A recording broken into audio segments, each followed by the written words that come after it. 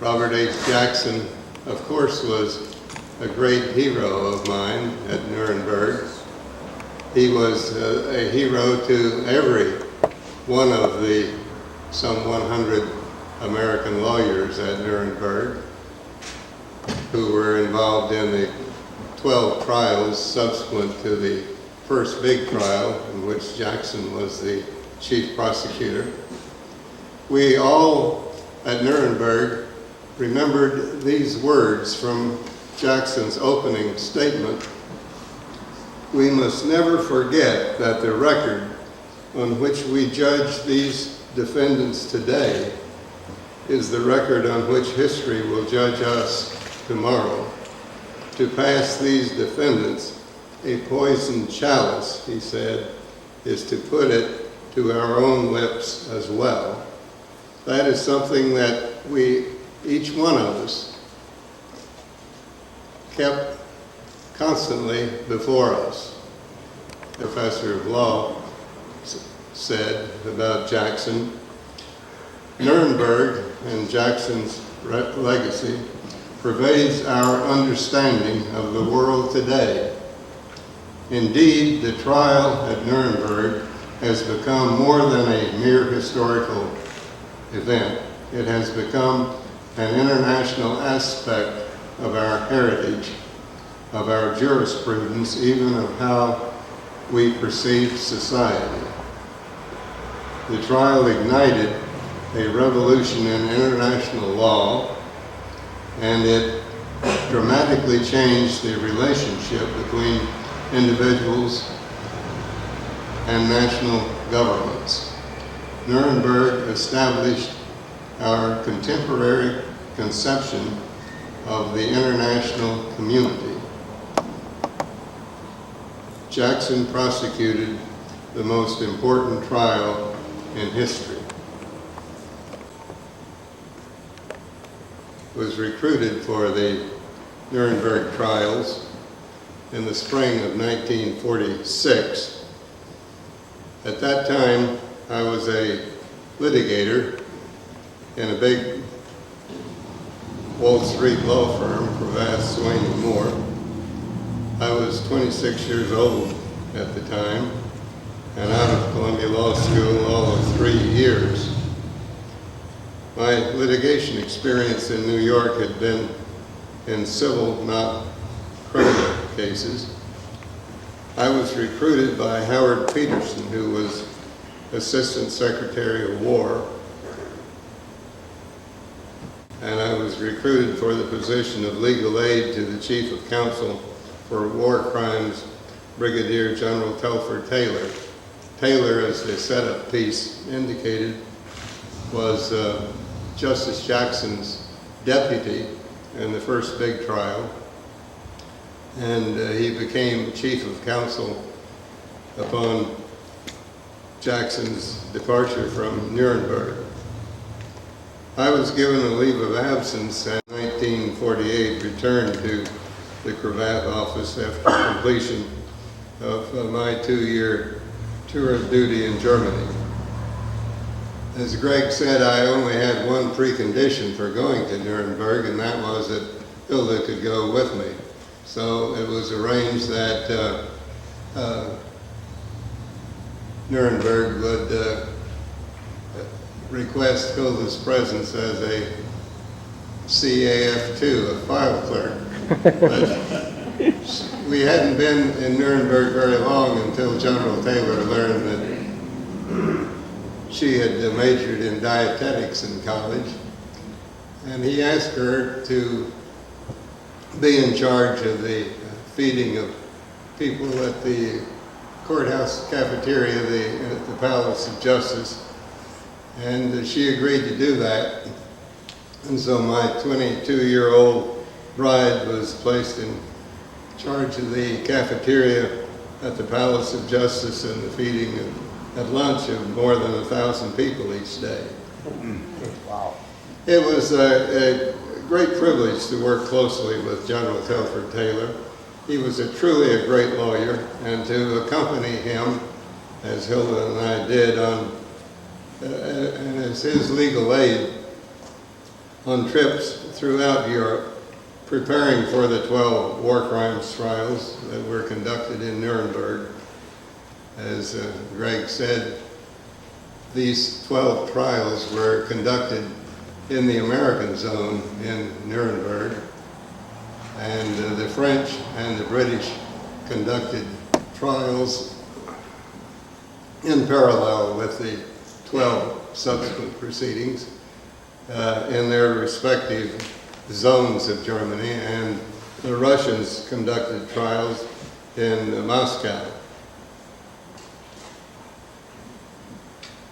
In addition to the preparation and trial of the 12 cases, the Chief of Counsel's office had to decide which individuals were to be tried. We selected the defendants to be tried. We gathered the evidence. We prepared the indictments and conducted the prosecution in the courtroom. As General Taylor's legal aide, I was involved to some extent in all of the 12 cases. I helped collect the evidence and draft many of the indictments. Group case, which was case number 9, and I was the chief prosecutor in the Oswald Pohl case, case number 4. Today I want to give a brief overview of the 12 cases and talk in more detail about the medical case, the Oswald Pohl case, and briefly about the Einsatzgruppen case. In total, we brought 177 individual defendants to trial in the 12 cases. And incidentally, thousands of other Germans were processed in denazification court cases in Germany. Most of the persons indicted in the subsequent proceedings were already in American custody, but we did have some interchange of defendants with the British and French, and with Holland, Denmark, and Poland. The British and French conducted war crimes trials, as I said, in their respective zones of Germany. Since the end of the war, the Russians had been and continued to be relentless in their pursuit of war crimes suspects. Hilda and I visited in Moscow with the chief Soviet prosecutor, General Roman Rudenko. We had dinner with Rudenko, including vodka and sturgeon caviar, in the restaurant atop the Russia Hotel in Moscow. This was in 1970. General Rudenko had returned from Nuremberg to his post as Attorney General of Russia. And the main conversation at our 2-hour dinner that night was about Rudenko's passionate, zealous pursuit of war crime suspects a quarter of a century after Nuremberg. Well, each of the 12 cases in the subsequent proceedings, following the first big trial that Jackson prosecuted, each of these centered on a particular professional group of defendants.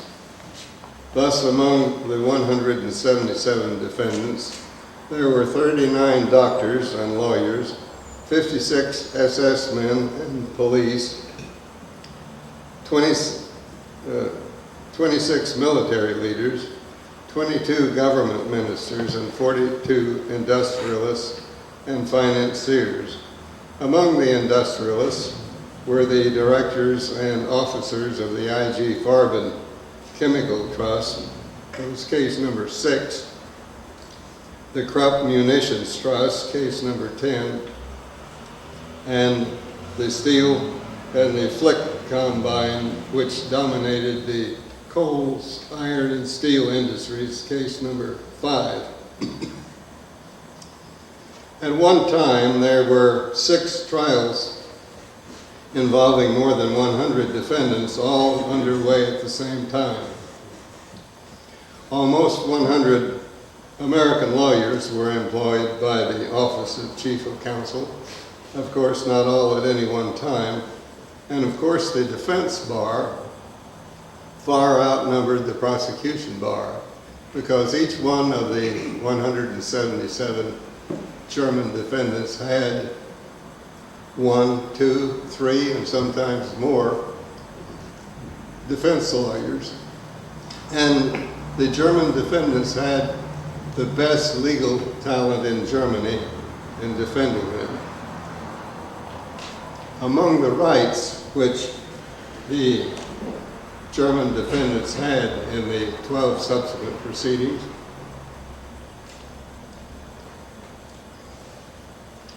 these were, and I must emphasize that they were the result of Robert H. Jackson's insistence in the first big trial.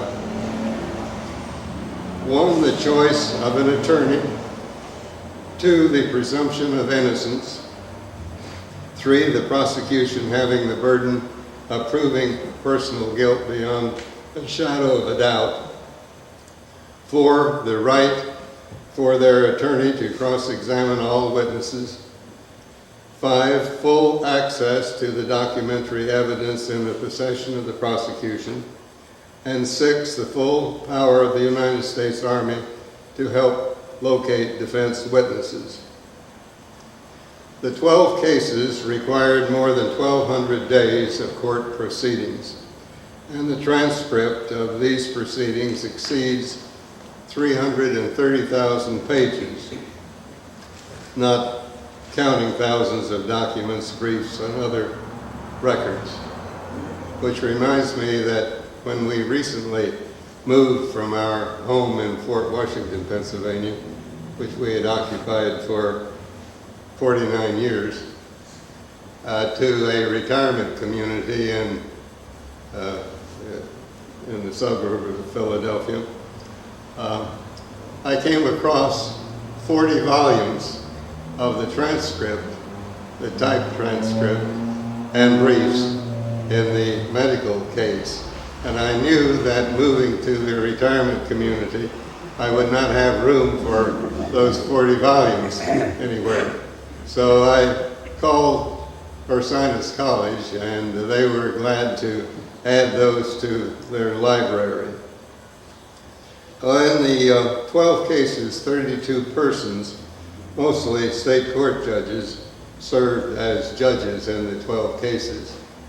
Chief Justice Vinson of the United States Supreme Court ruled that federal judges could not go to Nuremberg to sit on the trials, so that the state court judges were used, and incidentally, they were excellent judges.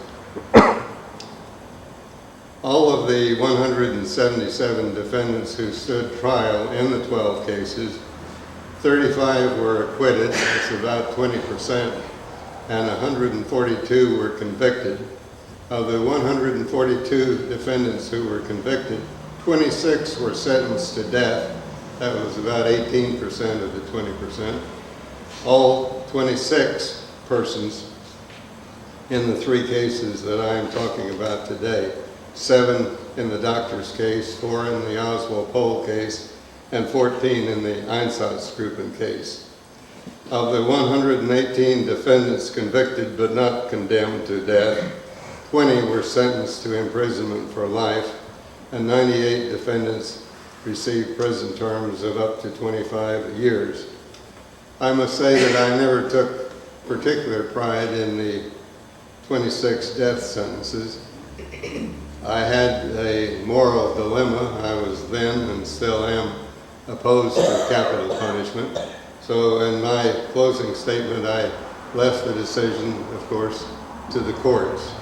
The adjudications and the written opinions in the cases are much more important than the death sentences. November 21st, 1946. Military Tribunal Number 1. United States of America versus Karl Brandt and others, better known as the medical case. answer the questions which I shall propound to him. Is your name Werther Oberhauser? Jawohl. Have you received and have you had an opportunity to read the indictment filed against you? Jawohl. Have you entered your plea of not guilty to this indictment, and do you now plead not guilty to this indictment? Nicht schuldig. You may be seated. The doctor's case that you heard about was the first of the 12 cases to be tried. The indictment was filed on October the 25th, 1946. The trial opened on December the 9th, 1946, and closed 7 months and 10 days later on July 19, 1947. The case was heard by a bench composed of Walter Beals, who was the Chief Judge of the Supreme Court of the state of Washington, presiding, Harold Sebring, Judge of the Supreme Court of Florida, and Johnson Crawford, Judge of the District Court of Oklahoma. The indictment in the medical case named 23 defendants. Karl Brandt, whose picture you saw, the major defendant in the doctor's case, had been one of Hitler's personal physicians. He was a major general in the SS, and he held the highest medical position in the Reich, directly subordinate to Hitler, with supervisory authority over all military and civilian medical services.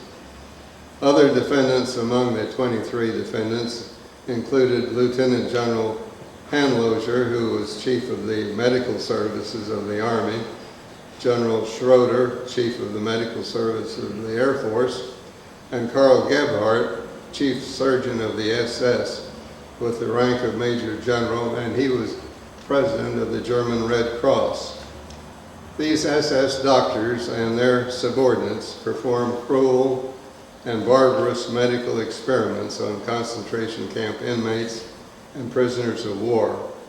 Experiments which included high altitude, freezing, mustard gas, sulfonilamide, seawater, sterilization, and experiments with incendiary bombs. Inmates at Dachau and Buchenwald were deliberately infected by camp doctors with malaria, epidemic jaundice, and typhus. In order to test vaccines, inmates were forced by camp doctors into tanks of ice water or kept naked outdoors at below freezing temperatures for many hours. Indeed, the true object of many of these experiments was not how to rescue or how to cure, but how to destroy and how to kill. The sterilization experiments were purely destructive in purpose, and the inmates at Dachau and Buchenwald, who were shot with poison bullets, were not guinea pigs to test an antidote for the poison. Their murderers, German doctors, wanted to learn how quickly the poison would kill the victim. Among thousands of other atrocities, the evidence established the murder of 112 Jews who had been selected for the purpose of completing the skeleton collection at the Reich University of Strasbourg. Photographs and measurements were taken of the 112 Jews. Then they were killed. Then various pseudo-scientific studies were made on their bodies regarding race, pathological features, form and size of the brain. Then the bodies were sent to Strasbourg. There, the 112 bodies were defleshed for the skeleton collection at the university. The so-called medical experiments carried out by German doctors in the concentration camp resulted in thousands of deaths. Indeed, the Nazi policy of mass extermination could not have been so effectively carried out without the active participation of German doctors. German doctors were essential to the operation of the concentration camps, deciding on the admission ramps who were fit to be permitted to live temporarily to perform forced labor and who should be promptly killed. German doctors selected prisoners for death, supervised the killings in the gas chambers, and decided when the victims were dead. German doctors joined the Nazi Party in large numbers, and German medical organization actively supported Nazi policies. The Nazi principle of killing as a therapeutic imperative is exemplified in the words of SS Dr. Fritz Klein, a doctor at the Auschwitz concentration camp. Dr. Klein was asked how he could reconcile Auschwitz's smoking chimneys with the Hippocratic Oath. Klein's answer was simple and direct. He said, "Of course I am a doctor and I want to preserve life. And out of respect for human life, I would remove a gangrenous appendix from a diseased body. The Jew is the gangrenous appendix in the body of mankind." The Germans justified medical killings on the basis of life unworthy of life. In accordance with German virulent anti-Semitism, an anti-Semitism that was violent, genocidal, eliminationist, and exterminationist, Jews were considered unworthy of life and had to be annihilated. For the Nazis, the slaughter of Jews was simply a matter of racial cleansing, equivalent to exterminating parasites and vermin. In its judgment, the tribunal said, after finding certain of the defendants guilty, and incidentally, 32 prosecution witnesses were presented and 53 defense witnesses testified, and 570 prosecution documents were introduced, and 900 defense documents were introduced. The court said in its opinion, "Judged by any standard of proof, the record clearly shows the commission of war crimes and crimes against humanity, substantially as alleged in counts 2 and 3 of the indictment. Beginning with the outbreak of World War II, criminal medical experiments on non-German nationals, both prisoners of war and civilians, including Jews and, quote, asocial persons, were carried out on a large scale in Germany and the occupied countries. 16 of the 23 doctors were found guilty. 7 defendants were sentenced to death by hanging. 9 defendants received prison terms ranging from 10 years to life, and 7 of the 23 defendants were acquitted. The sentences imposed by the tribunal were confirmed by the military government, and after the United States Supreme Court, by a 5-3 vote, Justice Jackson not participating, they declined to review the case. The executions were carried out at the Landsberg prison. Karl Brandt, Military Tribunal 1 has found and adjudged you guilty of war crimes, crimes against humanity, as charged under the indictment heretofore filed against you. Military Tribunal 1 sentences you, Karl Brandt, to death by hanging, and may God have mercy upon your soul. Greg has referred to the Nuremberg Code, and I won't go into detail on that. It is the basis, as the video said, of the requirement that voluntary consent of the human subject is absolutely essential to human experimentation. That was not established beforehand. It has been established by that court decision and is more or less followed throughout the world today. Another example of the findings of the court that have withstood the test of time is the so-called Nuremberg defense. It was established by the courts in Nuremberg, and first of all by Justice Jackson in the first big case, that superior orders by a commander is not a defense to criminal action. It may be used as mitigation of the offense, but it is not a defense. The Pohl case, which has been referred to, is the United States against Oswald Pohl, case number 4. The defendants were Lieutenant General Oswald Pohl and 17 other officials of the Economic and Administrative Office of the SS. This department of the SS was in charge of administering the thousands of concentration camps, and there literally were thousands of concentration camps in Germany and in the enslaved countries. This department of the SS also managed the economic enterprises which were owned and operated by the SS, such as mines, quarries, and brick factories located near the concentration camps. The 18 defendants in the Pohl case were charged with war crimes in the operation of the camps, in which millions of Jews, Poles, Russians, and Gypsies were systematically worked to death.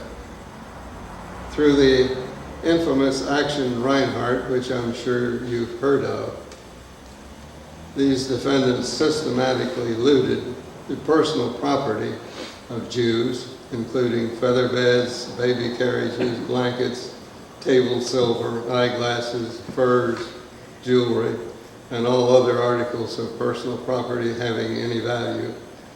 When the Jews were killed in the concentration camps, additional loot became available, including clothing and hair and gold from the teeth which were removed from the corpses.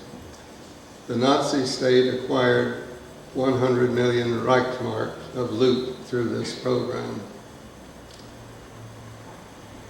As chief prosecutor in the Oswald Pohl case and preparing the case for trial, I took the deposition of Hermann Goering, Field Marshal, Commander-in-Chief of the German Air Force, successor to Hitler after Hess. I interrogated Goering just a few days before he was sentenced to death by hanging. I recall that Goering had lost a great deal of weight. He had weighed about 300 pounds when he was captured, and he was down to 186 pounds, and his military uniform, stripped of insignia, was hung on him like a sack. He saluted and clicked his heels, and when he entered the room, he assumed that he was in complete charge of the interrogation chamber. Although Goering admitted his complicity in the use of slave labor in the concentration camps, he denied any knowledge of the horrible conditions in the camps. As you remember, Goering committed suicide on the eve of his scheduled execution. Pohl and 3 other defendants were sentenced to death by hanging, 4 of the 18. 11 defendants received prison terms ranging from 10 years to life. 3 defendants in that case were acquitted.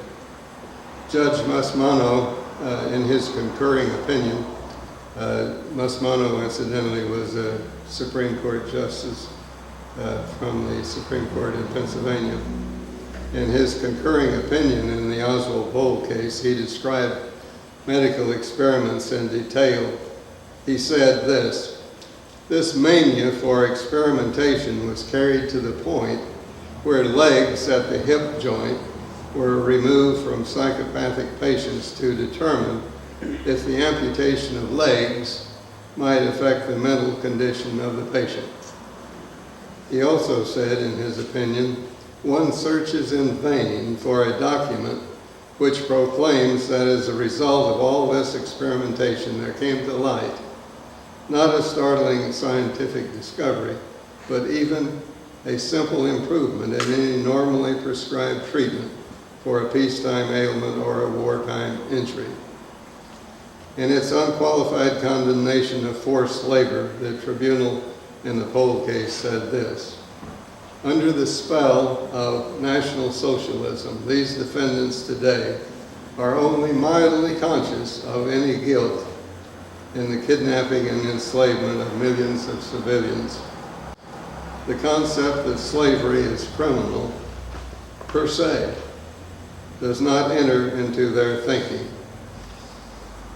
Court said further, the electrically charged wire, the armed guards, the vicious dogs, the sentinel towers, all these things are blandly explained by saying, why, of course, otherwise the inmates would have run away.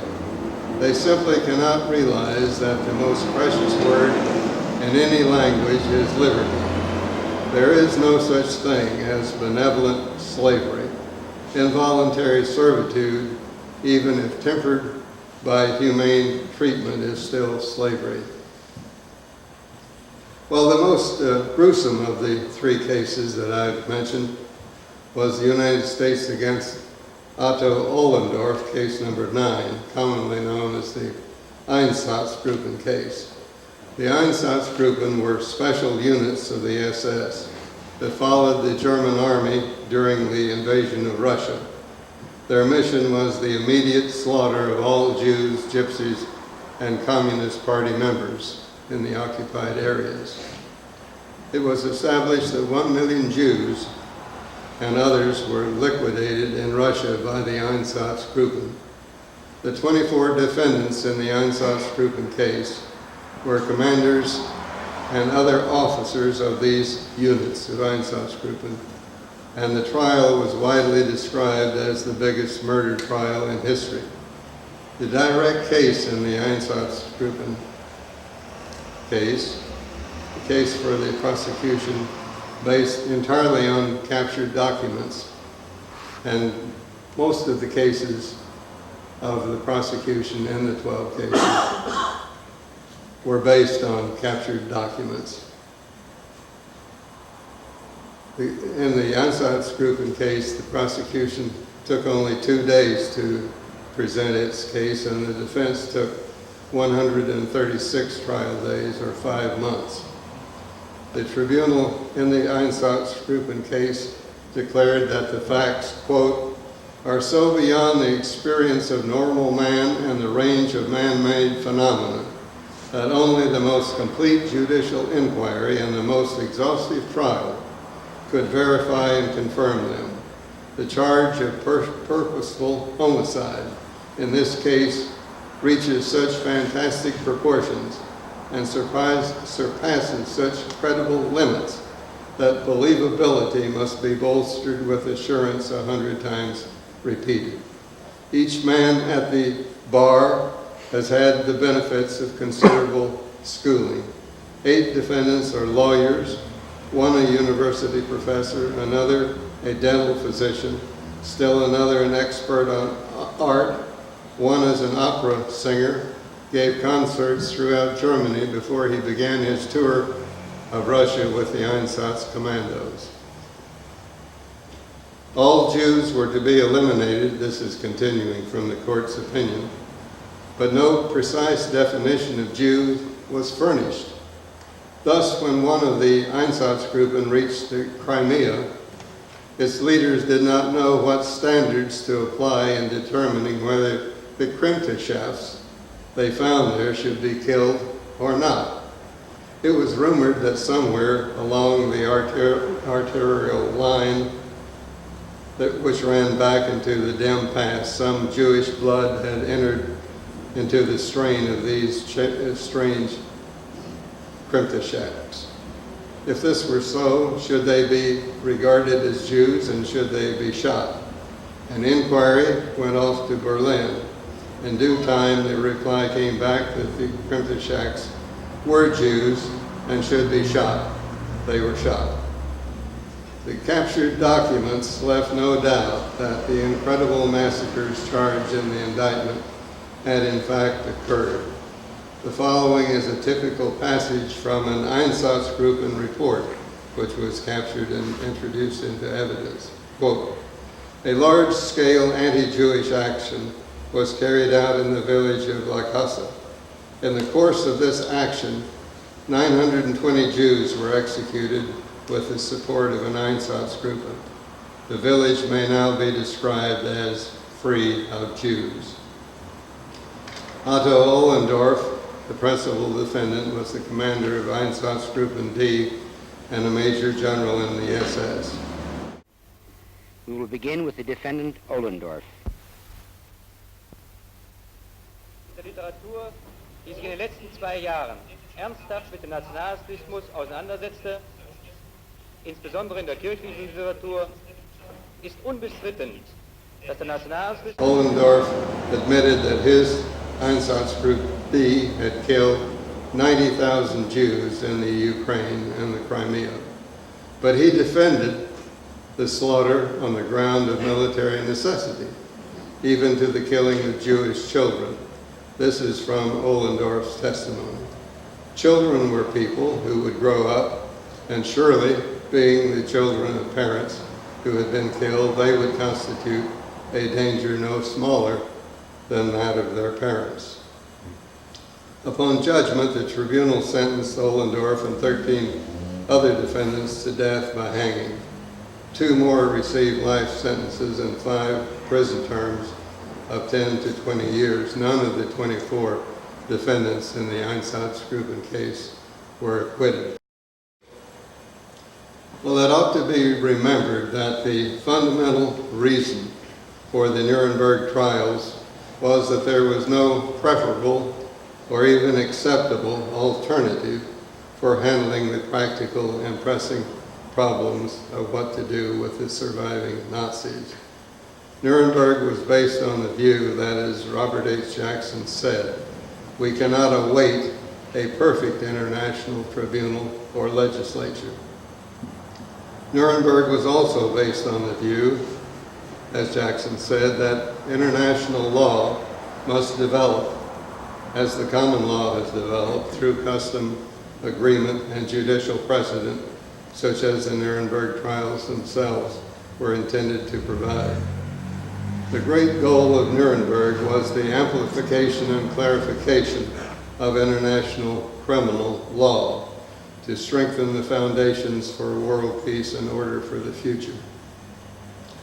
I believe the major legal significance of the Nuremberg trials lies in those portions of the opinions which deal with the area of personal responsibility for international law crimes. The Nuremberg tribunals themselves international applied international penal law to international crimes. I will close with the words of Telford Taylor, which he wrote in 1949 in his final report to the Secretary of the Army. He said, "Nuremberg cannot be forgotten by those who created it. The criminals and their wretched deeds may pass from memory, but the trials we have no right to forget. He who undertakes to render judgment under law assumes a responsibility which he may not thereafter shed. 4 nations signed the London Charter and Control Council Law Number 10, the 2 jurisdictional cornerstones of the Nuremberg trials, and 19 other nations have formally proclaimed their adherence to the principles embodied therein. Representatives of the United States took the lead in formulating those principles and in establishing the Nuremberg tribunals for their enforcement. Thousands of Germans and Japanese have been tried under those principles. Those found guilty have been punished. We may not, in justice, apply to these defendants because they are German standards of duty and responsibility which are not equally applicable to the officials of the Allied powers and to those of all nations. The great question today is not whether the Nuremberg principles are valid, but whether mankind can live up to them and whether it can live at all if it fails." Thank you.